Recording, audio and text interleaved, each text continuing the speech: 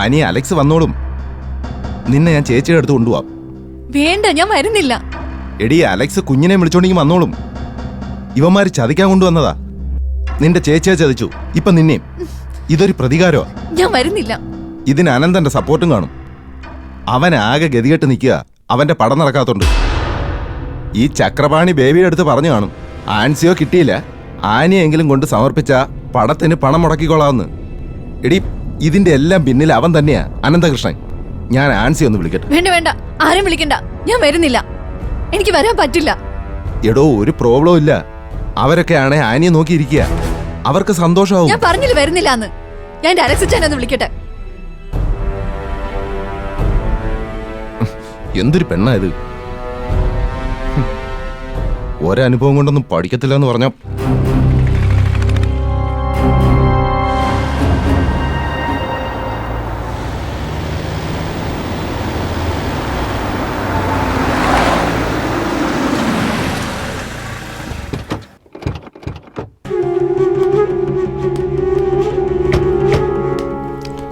Sir പോയി വിളിച്ചിട്ട് ഇനി വാടോ. ഇവിടെ എത്ര നാളായി? കുറച്ച് നാളായി സാർ. ഇതിന് മുമ്പ് എവിടെ ആയിരുന്നു? ചെറിയൊരു കമ്പനിയിലായിരുന്നു. മാഡം മാഡം മാഡം ഞങ്ങളുടെ ഓഫീസ് വരെ ഒന്ന് വരണമല്ലോ. എന്തിനാ? പറയാനുള്ളത് ഞാനന്ന് പറഞ്ഞില്ലേ. മാഡം പറയുന്നത് കേട്ട് അങ്ങനെ ഏറാൻ മൊഴിയായിട്ട് പോകാനല്ല ഞങ്ങളിവിടെ യൂണിഫോം ഇട്ട് നിൽക്കുന്നത്. അതിന് ഞാൻ സ്റ്റേഷനിലേക്ക് വരുന്നതിനാ. സംസാരിക്കാനുള്ളത് ഇവിടെ ഇരുന്ന് സംസാരിക്കാമല്ലോ. പോരല്ലോ മാഡം, ഞങ്ങളുടെ ഇത് സൈബർ ഓഫീസാ. സൈബർ കുറ്റകൃത്യങ്ങൾ കണ്ടെത്താനുള്ള സൗകര്യങ്ങളൊക്കെ അവിടെ അല്ലേ മാഡം ഉള്ളത്. മാഡം ഞങ്ങളുടെ ഓഫീസിലേക്ക് വന്നാൽ മതി. ഇന്ന് ഞാൻ കുറച്ച് തിരക്കില്ല, നാളെ ആവട്ടെ. മാഡത്തിന്റെ തിരക്ക് ഞങ്ങൾക്ക് മനസ്സിലാവും, പക്ഷേ അതിനേക്കാൾ തിരക്കാ ഞങ്ങൾക്ക് ഇന്ന് തീർക്കേണ്ട ജോലി ഇന്ന് തന്നെ തീർക്കണം. ഇപ്പം ഞങ്ങളുടെ വരുവാൻ വേണം. എന്റെ വണ്ടി സർവീസിന് കൊടുത്തേക്കാ, കിട്ടാൻ വൈകും. അത് കുഴപ്പമില്ല, വേറൊരു വണ്ടി അറേഞ്ച് ചെയ്യാമല്ലോ. അല്ലെങ്കിൽ ഞങ്ങളുടെ വന്നാൽ മതി. കുറുപ്പങ്ങളെ ഒന്ന് നോക്കിക്കോണേ. ഞാൻ സാറിന്റെ കൂടെ ഓഫീസ് വരെ ഒന്ന് പോവാ. സാറും കൂടെ വരണം. ഞാൻ വരണം? ആ, സാറും വരണം. കാർത്തിക്, ഷോപ്പ് ഒന്ന് നോക്കിക്കോണേ. ശരി മാഡം. സാറേ, ഈ സൈബർ കുറ്റവാളികൾക്ക് എത്ര കാലം വരെയാ സാധാരണ ശിക്ഷ കൊടുക്കുന്നത്? അതെ, ഇപ്പൊ എത്ര വയസ്സായി? 62 നടപ്പ. ആ, അപ്പൊ ജയിലിൽ ചെന്ന നടപ്പൊന്നുമില്ല, കിടപ്പായിരിക്കും. സാറൊരു തമാശക്കാരനല്ലേ? ഓ ആ സാറേ, ഈ നുണപരിശോധനയ്ക്കുള്ള സൗകര്യം ഉണ്ടോ ഓഫീസിൽ? അതിനുള്ള സൗകര്യങ്ങളൊക്കെ നമുക്ക് ഉണ്ടാക്കാം. ഓ ഓ ഓ ഓ ഓ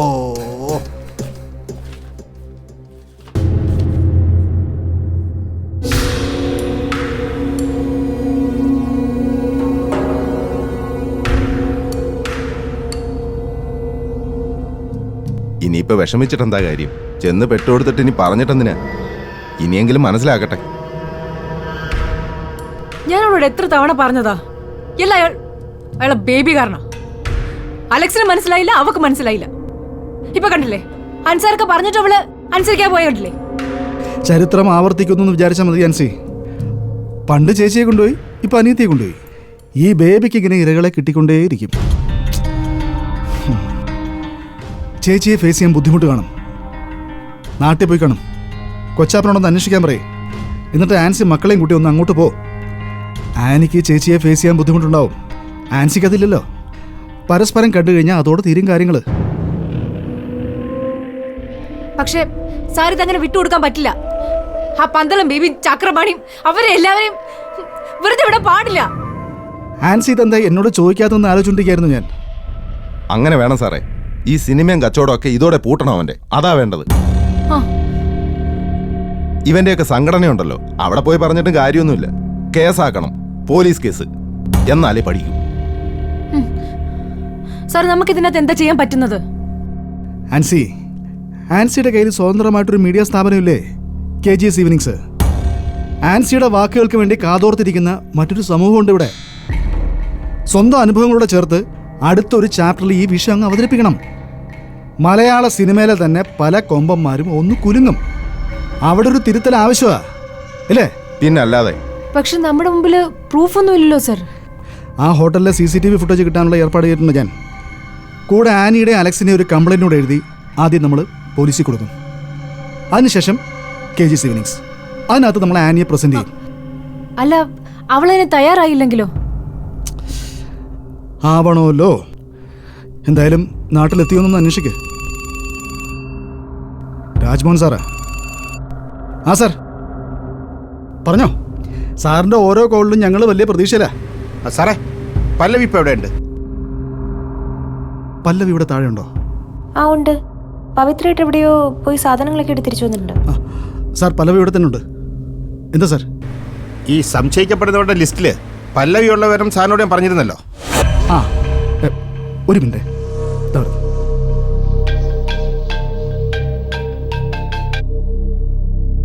ആ ആ സാർ പറഞ്ഞോളൂ. അതിൽ ഞങ്ങൾക്ക് കുറച്ചുകൂടെ സംശയം കൂടി വരിക സാർ.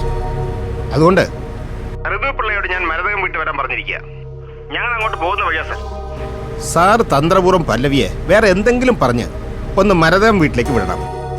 പിന്നെ ഋതുപിള്ളയും ഞങ്ങൾ പോലീസുകാരും അവിടെ ഉള്ള വിവരം അറിയരുത്. ഓക്കെ?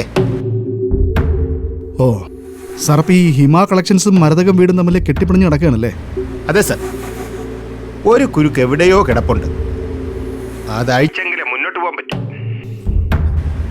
സാറേ, ആ പല്ലവിയെ നമ്മൾ സംശയിക്കുന്ന വിവരം ആ കുട്ടിക്ക് അറിയില്ലല്ലോ. ഇല്ലില്ല, ഇതുവരെ ഇല്ല. ഓക്കെ സാർ, എന്നാൽ പിന്നെ അയാളെ അറിയിക്കണ്ട. ഈ ഋതുപിള്ളയും ചിത്രയും പല്ലവിയും കൂടെ ചേർത്തിരുത്തി ചോദ്യം ചെയ്യേണ്ടി വരും അല്ലേ sir? Yes, you are correct sir. ആ എങ്കിൽ ഇപ്പം തന്നെ എത്തിച്ചേക്കാം. Okay sir. Okay okay sir. Sir, all the best. Okay, thank you. Sir, എന്നാ ഞാനങ്ങോട്ട് ഇറങ്ങിക്കോട്ടെ, ഷൂട്ട് ഓ നടക്കുക. വിട്ടോ.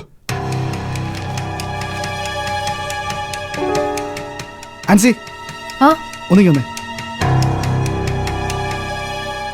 സർ. ആൻസി, പല്ലവി ഒന്ന് വിളിക്കണം. എന്താ സർ? അത് പറയാം.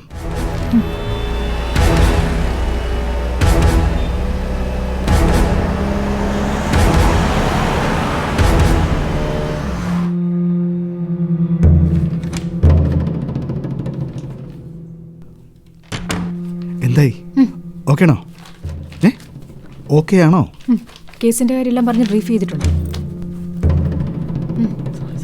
പല്ലവി, ആ കുഞ്ഞമ്മ, ഫോൺ എടുത്തായിരുന്നോ? ആ എടുത്തു. ഒന്നും മറന്നില്ലല്ലോ? ഇല്ലില്ല സാറേ, ഞാനീ പറഞ്ഞ പോലെ സംസാരിച്ചാൽ മതിയല്ലോ അല്ലേ? വക്കീൽ നോട്ടീസ് അയച്ചിട്ടുണ്ട്. അതിൻ്റെ ഒരു കോപ്പി പവിത്രയിലുണ്ട്. ബാക്കി അവർ വായിച്ചിട്ട് പറയും. സാറേ, എനിക്കൊരു ലക്ഷ്യമുള്ളൂ. ആ ഋഷി ആ വീട്ടിൽ നിന്ന് പോകണം. എൻ്റെ അവകാശം പറഞ്ഞ് ഇനി അവൻ ആ വീട്ടിൽ നിൽക്കാൻ പാടില്ല. പിന്നെ ഞാൻ ആ വീട്ടിൽ ഒറ്റ മോളാ. എൻ്റെ പേരിലൊരു പ്രോപ്പർട്ടി പോലും അവർ എഴുതി വെച്ചിട്ടില്ല. എനിക്ക് അർഹതപ്പെട്ടത് നേടിയെടുക്കാൻ കോടതിയെ സമീപിക്കുന്നു. അതിലും കുറച്ച് നിന്നാ പോരെ സാർ? മതി. ഞാനിതെല്ലാം സംസാരിച്ചിട്ട് സാറിനെ വിളിക്കാം. പല്ലവി, നീ ഇന്ന് അവിടെ നിന്നാ മതി. അവിടുത്തെ സിറ്റുവേഷൻ എന്താണെന്ന് നമുക്കറിയാലോ. എന്തെങ്കിലും ഇഷ്യൂ ഉണ്ടാവുകയാണെങ്കിൽ നമ്മളെ അറിയിച്ചാൽ മതി. അതാണ് പവിത്രയും കൂടെ അയക്കുന്നത്. എന്നാ പിന്നെ നിങ്ങൾ ഓക്കെ സാർ. ശരി ശരി സർ, പോയിട്ട് വരാം.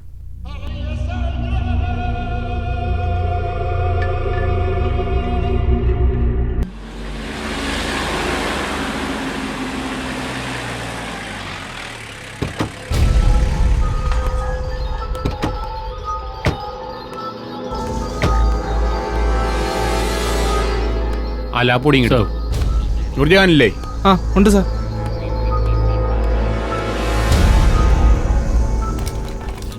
മാഡത്തിന് ഇന്ന് ഷൂട്ടിംഗ് ഉണ്ടോ? ആ ഉണ്ട് സാർ. പോകാനിറങ്ങുക. ആ എന്നാ ഉച്ച കഴിഞ്ഞ് പോയാൽ മതി. മാഡത്തെങ്ങി വിളി. സാറേ, ഷൂട്ടിങ്ങിന് സമയമായി. ലൊക്കേഷനിൽ എല്ലാവരും വെയിറ്റ് ചെയ്യുക. ഇയാൾ പറയുന്ന ഒന്ന് കേക്ക്. സൈബർ ഓഫീസിൽ നിന്ന് വന്നെന്ന് പറ. ചെന്ന് വിളിച്ചോണ്ട് വാ. ശരി സാർ.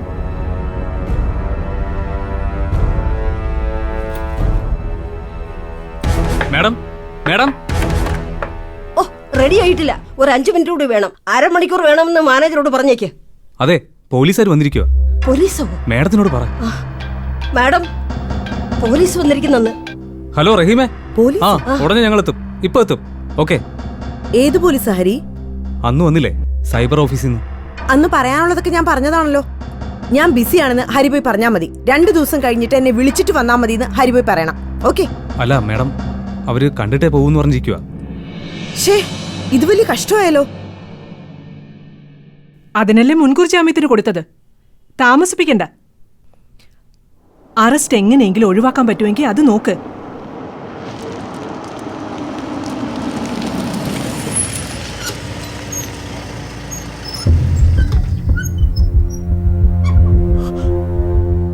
അയ്യോ ധാരാ,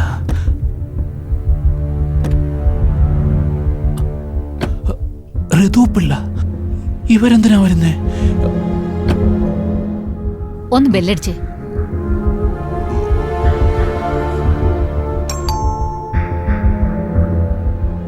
സാറേ, ഈ ബാങ്ക് ട്രാൻസാക്ഷൻ ഒന്നും നടക്കത്തില്ലല്ലോ. സാറിന് അറിയാലോ, എല്ലാം ബ്ലോക്ക് ആയിരിക്കുക. സാറേ, 1 മിനിറ്റ് ഒന്ന് ഹോൾഡ് ചെയ്യണേ. എന്താ ഋതുപിള്ള വന്നിരിക്കുന്നേ? അവരവരുടെ മോനെ വിളിച്ചോണ്ട് പോകാൻ വന്നായിരിക്കും. അവര് കൊണ്ടുപോട്ടെ നാശം. നീ ചെന്നൊന്ന് പറയടി. ഞാൻ ഈ ഫോണിലാണെന്ന് കണ്ടറിഞ്ഞൂടെ നിങ്ങക്ക്? നിങ്ങളൊന്ന് പോയെന്ന് പറഞ്ഞേ. ചെല്ലങ്ങോട്ട്. ആ സാറ് പറ. സാറിപ്പോ കയ്യിൽ കാശൊന്നുമില്ല. വരുന്നുണ്ടെങ്കിൽ ഒന്ന് വിളിച്ചു പറയണ്ടായിരുന്നോ? ഒരു മുന്നറിയിപ്പും ഇല്ലാതെ. ഒരു മുന്നറിയിപ്പും ഇല്ലാതല്ലേ പോലീസുകാർ അവിടെ ഒന്ന് കയറുന്നേ. പിന്നെ ഇങ്ങോട്ട് വരാൻ മാത്രം മുന്നറിയിപ്പ് എന്തിനാ? ചിത്ര ദോണ്ട നിൽക്കുന്നു, ഫോൺ ചെയ്തോണ്ടിരിക്കുക. പിള്ളേച്ചനും ഉണ്ടായിരുന്നോ? പുള്ളാച്ചനല്ല, കുറുപ്പച്ചൻ. രണ്ടായിരുന്നാലും അച്ഛൻ തന്നല്ലോ. അല്ല, അച്ഛനല്ല, അവിവാഹിതൻ. ഓ ഭാഗ്യവാൻ. ഇരുന്നാട്ടെ. ഇരിക്കപ്പുറതി ഇല്ല. എനിക്കും ഇല്ല, ഇരുന്നാട്ടെ.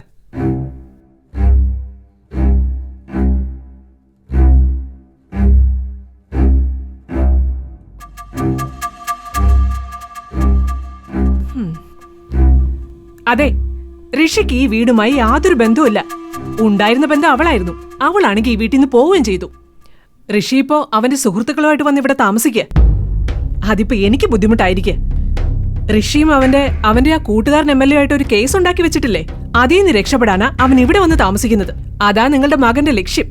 എങ്ങനെയെങ്കിലും അതിൽ നിന്നൊന്ന് ഒഴിവാക്കിത്താ. ചിത്രേ, ഞാൻ നിർബന്ധിച്ചിട്ടല്ലോ ഋഷി അവന്റെ ഭാര്യ ഇവിടെ നിന്നത്. എന്റെ ബിസിനസ് മുഴുവൻ വഴിയിലിട്ടിട്ട് അവൻ ഇറങ്ങി പോയത്.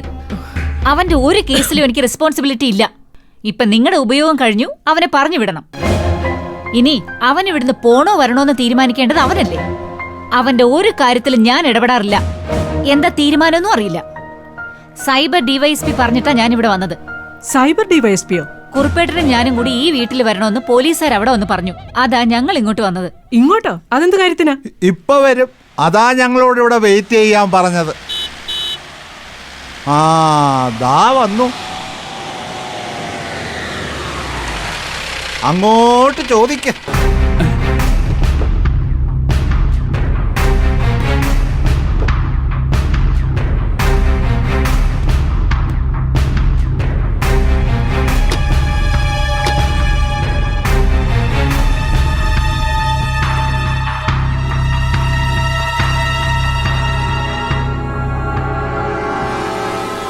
ഇപ്പൊ എത്തും.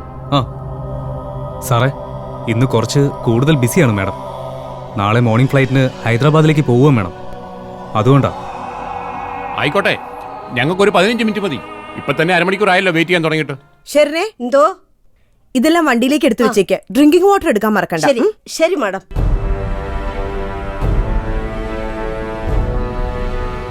സാർ ക്രിസ്റ്റിയെ കുറിച്ച് അന്വേഷിച്ച് ഇങ്ങോട്ട് വരണ്ടാന്ന് ഞാൻ അന്നേ പറഞ്ഞതാണ്. ഞാൻ ആവശ്യപ്പെടുമ്പോൾ മാത്രമേ അയാൾ എന്നെ ബന്ധപ്പെടാറുള്ളൂ. ഞാൻ ആവശ്യപ്പെടുമ്പോൾ മാത്രമേ എന്നെ കമ്മ്യൂണിക്കേറ്റ് ചെയ്യാറുള്ളൂ. ലാസ്റ്റ് മെസ്സേജ് എന്നാ കൊടുത്തതെന്ന് അന്ന് ഞാൻ സാറിനോട് പറയുകയും ചെയ്തു. എനിക്ക് ക്രിസ്റ്റിയെ കുറിച്ച് അത്രേ അറിയൂ. കൂടുതൽ അറിയണമെങ്കിലേ അത് സാറ് തന്നെ അന്വേഷിക്കണം. ക്രിസ്റ്റി അവസാനമായി കമ്മ്യൂണിക്കേറ്റ് ചെയ്തത് നൂർജഹാനുമായിട്ടാണ്. അപ്പോൾ ഞങ്ങൾക്ക് അന്വേഷണം ഇവിടുന്ന് തന്നെ തുടങ്ങണം. സാറേ, എനിക്ക് തിരക്കുള്ള ദിവസം അഡ്വാൻസ് വാങ്ങിച്ചിട്ട് ഫ്ലോറിൽ സെറ്റിട്ട് വെച്ചിരിക്കുക സോങ്ങിന്റെ കട്ട്സ്. ഹൈദരാബാദിൽ നിന്ന് ജൂനിയർ ആർട്ടിസ്റ്റ് ഉൾപ്പെടെ ഡാൻസേഴ്സും വന്നിട്ടുണ്ട്. അതുകൊണ്ട് ഞാൻ എന്റെ ജോലി പോയി ചെയ്യട്ടെ സാറേ. മാഡം, ഞാനും എന്റെ ജോലിയാണ് ചെയ്യുന്നത്. ഇതാണ് എന്റെ ഡ്യൂട്ടി. ക്രിസ്റ്റിയുടെ മെയിൽ ഐഡി മാഡത്തിന് അറിയാമല്ലോ. എന്നും ചെയ്യുന്ന പോലെ അവനൊരു മെയിൽ കൊടുക്ക്. ഹിമ കളക്ഷനിൽ നിന്ന് ഒരു ഡ്രസ്സ് അത്യാവശ്യം വേണമെന്ന് പറഞ്ഞ് ഒരു മെസ്സേജ് ചെയ്യ്. അതിന് അവൻ റിപ്ലൈ തരട്ടെ. ബാക്കിയൊക്കെ ഞാൻ നോക്കിക്കോളാം. സാറേ, അത് മാഡം ഇരിക്കൂ. ഇരിക്കണം മാഡം.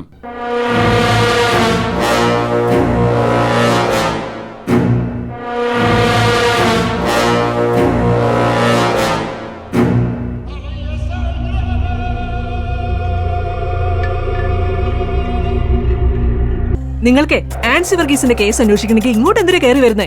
അതോ സൈബർ ഓഫീസിൽ സ്ഥലമൊന്നും തന്നില്ലേ? ആർക്കും എവിടെയും വന്ന് നിരങ്ങാനുള്ള വീടായിട്ട് മാറിയിരിക്കുക. അറിയാഞ്ഞിട്ട് ചോദിക്കുക.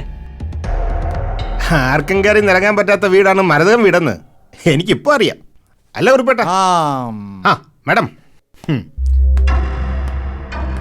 ഋതുപ്പിള്ള മാഡത്തിന് അറിയാത്ത ഒരുപാട് ഒളിസങ്കേതങ്ങൾ ഈ വീട്ടിലുണ്ട്. അതാ മോൻ ഇവിടെ നിന്ന് പൊറുതി മാറാത്തത്. മാഡത്തിനതൊന്നും അറിയില്ലല്ലോ. ദേ ഇതൊന്നും കണ്ടിട്ടില്ലല്ലോ. ഉണ്ടോ?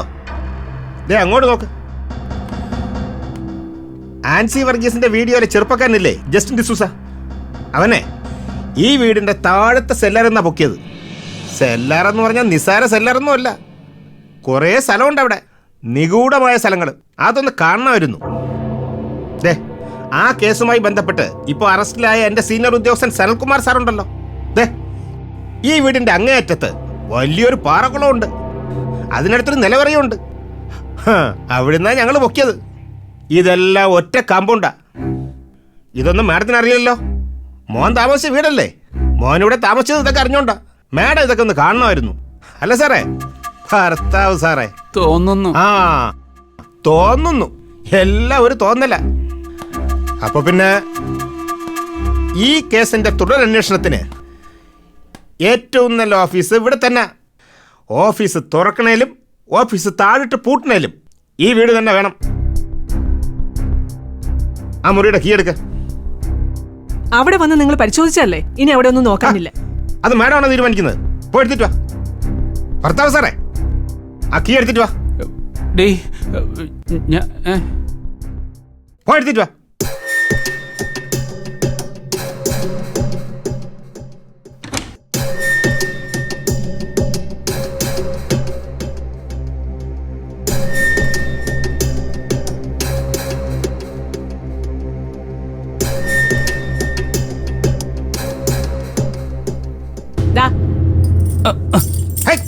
നിൽക്കവിടെ.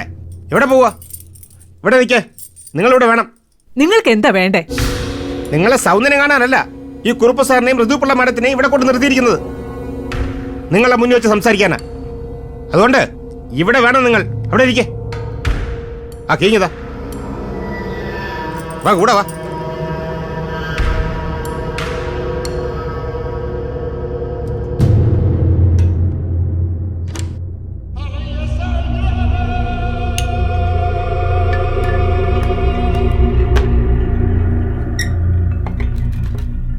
ആ ഋതുപ്പിള്ളങ്ങി വാ.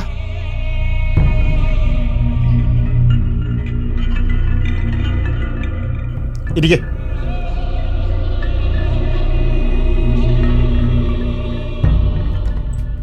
നിങ്ങളെ മെയിൽ ഐ ഡി ഒന്ന് ടൈപ്പ് ചെയ്യ്.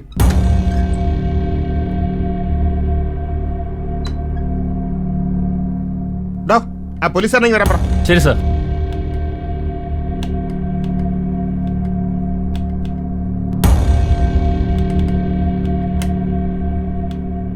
ഹരി, രഘുവിനെ വിളിച്ചിട്ട് ഞാനൊരു 10 മിനിറ്റ് ലേറ്റ് ആയിട്ടേ വരത്തുള്ളൂ എന്ന് പറ.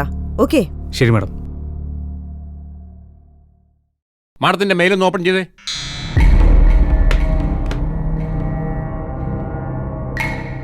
ചെയ്യണം. സർ, മെയിലെല്ലാം നോക്കുന്നത് അത് ഞാനല്ല, ഹരിയാണ് ചെയ്യുന്നത്. അത് നോക്കിക്കോട്ടെ. മാഡം ഓപ്പൺ ചെയ്. ഹരി, ഓപ്പൺ ചെയ്തു കൊടുക്ക്. ഹരിയല്ല, മാഡം തന്നെ ഓപ്പൺ ചെയ്യണം.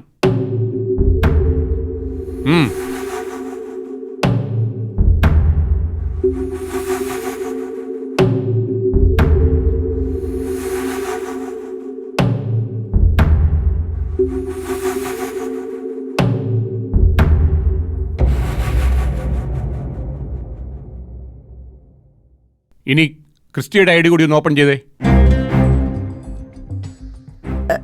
എനിക്ക് ഓർമ്മയില്ല സർ. ഹരി, മാഡം ക്രിസ്റ്റിയുടെ ഒരു സെക്കൻഡ് മാഡം.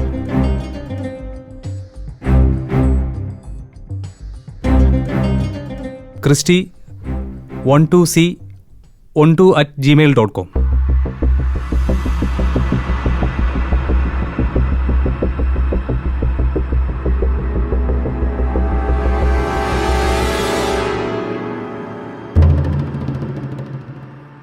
ക്രിസ്റ്റിക്ക് മെസ്സേജ് കൊടുത്തേ. അവൻ ലൈനിൽ വരട്ടെ. കൊടുക്കും മാഡം. കൊടുക്കണം.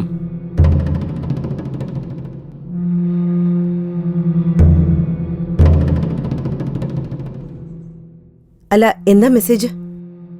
മെസ്സേജ് എന്താ കൊടുക്കണ്ടേ സാർ? എന്തെങ്കിലും ഒരു മെസ്സേജ് കൊടുക്ക്. അവൻ ലൈനിൽ വരട്ടെ.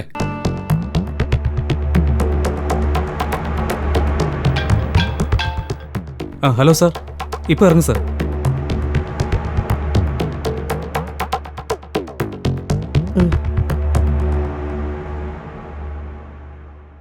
ഉടനെ ഇറങ്ങും സാർ.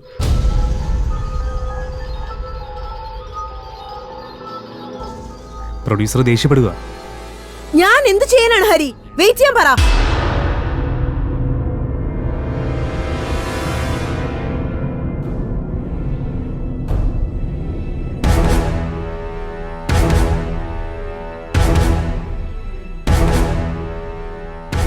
ആ ഇൻബോക്സ് ഓപ്പൺ ആക്ക്.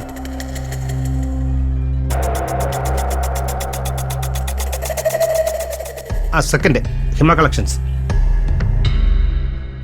റിപ്ലൈ കൊടുക്ക്. ഇനി അതിൽ ക്രിസ്റ്റിയുടെ മെയിൽ ഐ ഡി ടൈപ്പ് ചെയ്യും. സാർ എനിക്കത് ഓർമ്മയില്ല, ഓഫീസിലാ ഉള്ളത്. നിങ്ങളുടെ മൊബൈലില്ലേ അത്? സാറിന് ഇതായിരുന്നു ആവശ്യമെങ്കിൽ ഓഫീസിലിരുന്നാ പോരായിരുന്നോ?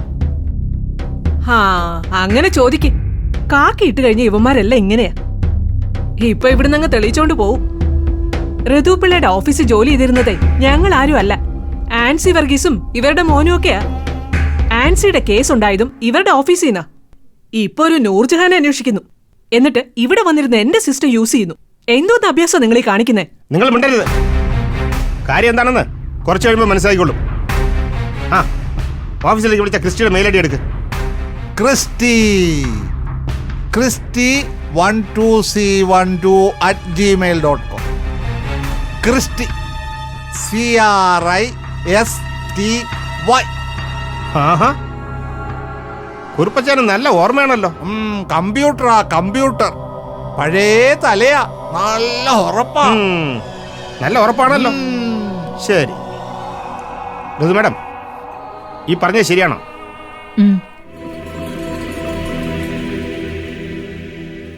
സർ മെസ്സേജ് വന്നിട്ടുണ്ട്.